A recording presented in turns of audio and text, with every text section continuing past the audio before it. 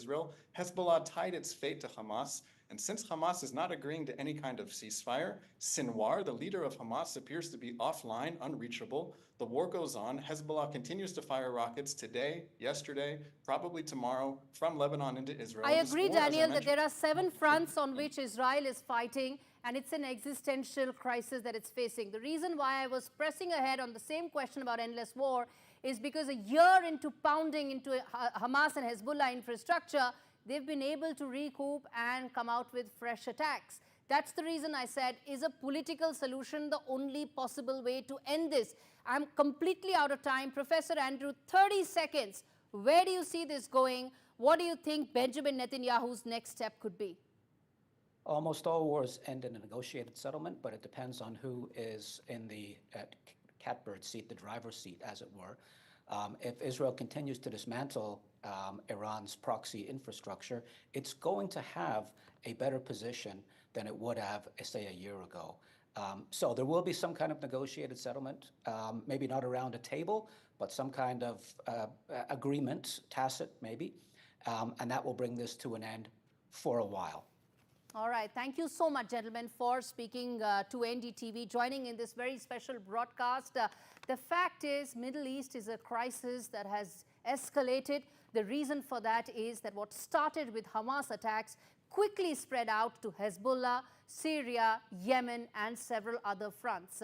For Israel, it is an existential crisis, but the painful truth about this is also the fact that there is a human cost of this war. Yes, there is no way to assess how many exact civilian casualties have happened both in Lebanon and in Gaza, because all the numbers mix up both the terrorist and civilian casualties. But the human cost of war and the sheer longevity for how long it's been going on probably now begets some sort of a solution, not in the military field, but across each other. Thank you so much for watching this very special broadcast.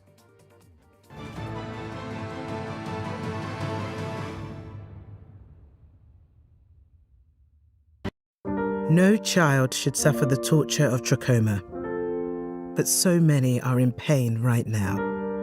Nananga's lashes have turned inwards. They rip and tear away at his eyes. Pomelo's sight could be gone forever. He's just 3 years old. Kofanga screams for his mother. His eyes are so infected that he can't even see her. For so many children in the world's poorest countries, trachoma is torture. It's a painful infection often spread by flies, and it's destroying children's eyesight.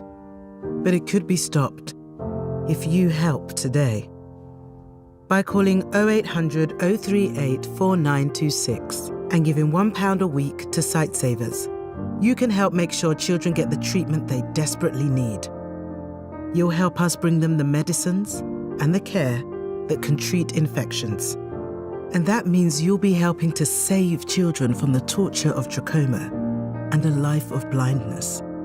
Please help us reach them. Call 0800 038 4926. Text C13 to 82727 or go online and give just £1 a week now. Because we need you to help save the sight of children like Nananga. We need you to help save them from the torture of trachoma. Some people think life slows down in your 50s, but I've got a few rounds left to go. And I don't want my lot to have to worry about funeral costs. Let them spend their money on nicer things. So I decided to learn more about over 50s life insurance from Cover Today. Cover Today are the only over 50s life insurer with no waiting period, unlike other insurers who could make you wait up to 2 years for full cover. With Cover Today, you're fully covered from day one, and you're covered for the whole of your life. Plus, unlike other things in life, the price never goes up. Go online or talk to their friendly UK team in just one phone call. Cover Today are the only over 50s life insurer with no waiting period and no annoying trips to the doctors either. Plus, you get your choice of a £125 gift card. Now I'm with Cover Today, I can get on with something much more interesting. To find out more about Cover Today, call our friendly UK team on 0800 380 0060 or visit covertoday.co.uk. For them right now.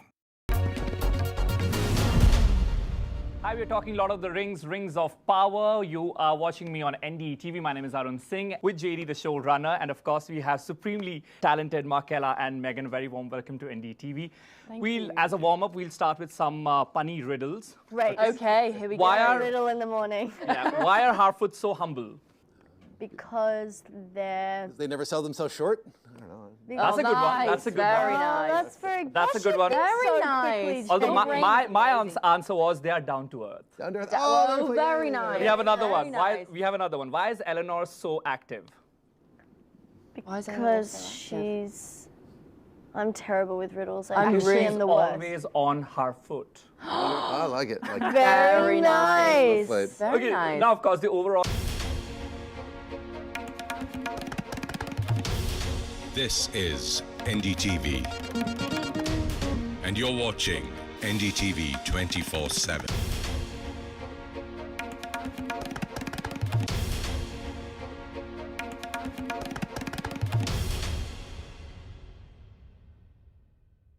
Karnataka Chief Minister Siddaramaiah has hinted at making caste census report public. He has said that the report will be placed before the Karnataka cabinet.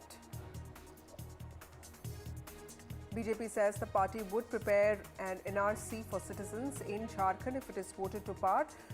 This claim has been made by the party, claiming that illegal immigration from Bangladesh is a major issue. BJP has said the Sorein government has been favouring infiltrators.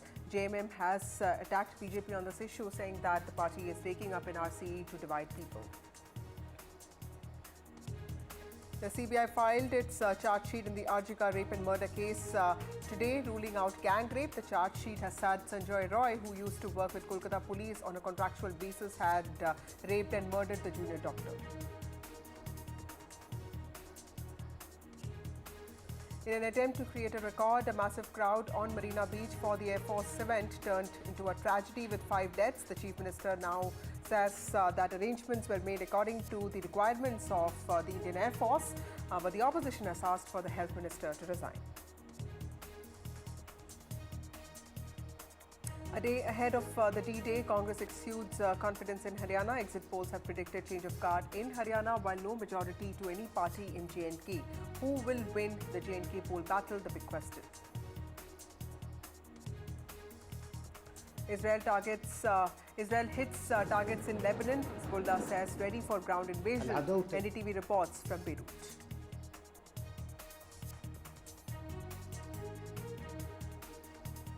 Well, under fire in the Muda scam case, Karnataka Chief Minister Siddaramaiah, is he playing the caste card to distract from the controversy? That's the big question opposition is asking. Siddaramaiah today held discussions with ministers and MLAs from the backward class communities, where they are said to have deliberated on the socio-economic and education survey report, popularly known as the caste census report. He hinted at making the report public soon. He also said that it would be placed in front of the Karnataka cabinet. ಹಿಂದುಳಿದವರ ಜಾತಿ ಸಮೀಕ್ಷೆ ಅಲ್ಲ ಇದು. 7 ಕೋಟಿ ಕನ್ನಡಿಗರ ಸಮೀಕ್ಷೆ. ಎಲ್ಲ MLAಗಳು ಬಂದು ಭೇಟಿ ಮಾಡಿದ್ದಾರೆ. ಭೇಟಿ ಮಾಡಿ ನಾನು ಅವ್ರಿಗೆ ಹೇಳಿದ್ದೀನಿ, ಕ್ಯಾಬಿನೆಟ್ ಮುಂದೆ ಇಡ್ತೀವಪ್ಪ, ಸ್ವೀಕಾರ ಮಾಡಿದ್ದೀವಿ. ಕ್ಯಾಬಿನೆಟ್ ಮುಂದೆ ಇಟ್ಟು ಕ್ಯಾಬಿನೆಟ್ನಲ್ಲಿ ಮೋಸ್ಟ್ ಲೈಕ್ಲಿ 18ನೇ ತಾರೀಕು ಕ್ಯಾಬಿನೆಟ್ ಮುಂದೆ ಇಡ್ತಾ ಇದ್ದೀವಿ. इसी महीने 18 तारीख 18th of अक्टूबर कैबिनेट में ये विषय रखेंगे. उसमें फेवर में क्या है, विरोध में क्या है, विषय सामने आ जाएगा. बाद में मुझे कॉपी मिलता है, कैबिनेट में डिसीजन लेकर इसको मैं डिसीजन लूँगा, ऐसा सीएम बताया है. हमारा पार्टी का स्टैंड ये है, कॉपी अभी तक हमको भी नहीं मिला, किसी को भी नहीं मिला. इसलिए कॉपी हमको मिलने के बाद कौन सा कम्युनिटी कितना संख्या में है, पिछड़े कम्युनिटी कितना है, उसका जनसंख्या कितना है, उसके आधार पर हम भी स्टैंड लेंगे. Well, moving on, BJP has started working on its Jharkhand strategy. Remember, elections in Jharkhand are to be held anytime this year. In fact, the poll dates could be announced anytime after tomorrow. Tomorrow is the D-Day with respect to Haryana and J&K elections. The poll outcome will be known tomorrow, but BJP has started working on a poll plan for Jharkhand, and it has started listing the probables for each seat. What NDTV has understood from its sources is that there was an important meeting, the Jharkhand core group meeting of the party at Party President JP Nadda's residence today. In fact, he also met with the Prabharis or the in-charges for Jharkhand, both Himanta Biswa Sharma and Shivraj Singh Chauhan.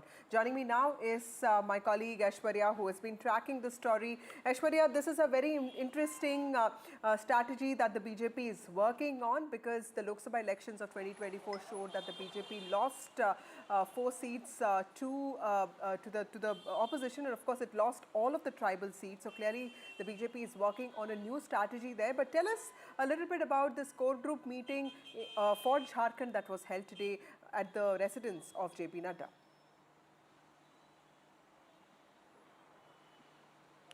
Well, a lot of senior experts have predicted that that Bharatiya Janata Party has high chances of winning Jharkhand, and therefore the reason perhaps the BJP had formed a strategy, and a mass level of meetings had took place as far as the co-in-charges of Bharatiya Janata Party is concerned. Himanta Biswa Sharma and Shivraj Singh Chauhan were stationed in Ranchi, and they had conducted meetings with the mandal workers, the ground workers of the Bharatiya Janata Party. They have spoken to the member of parliamentarians as well, and also with the party workers. There had been internal survey that had been pulled out by the Bharatiya Janata Party, after which for each constituency 3 candidates had been selected, and now all-important meeting is currently underway at BJP President JP Nadda's residence, where Home Minister Amit Shah, along with co-in-charges Shivraj Singh Chauhan, Himanta Biswa Sharma, and senior leaders from the Bharatiya Janata Party, including Sanjay Seth,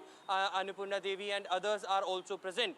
Today, the Bharatiya Janata Party core group will decide the final list of the candidate, after which the approval will be given by the Bharatiya Janata Party CEC under the chairmanship of Prime Minister Narendra Modi. But certainly winnability is the criteria as far as BJP is concerned for Jharkhand, and also BJP will not shy away from giving tickets to the family members of the senior leaders of the Bharatiya Janata Party as well.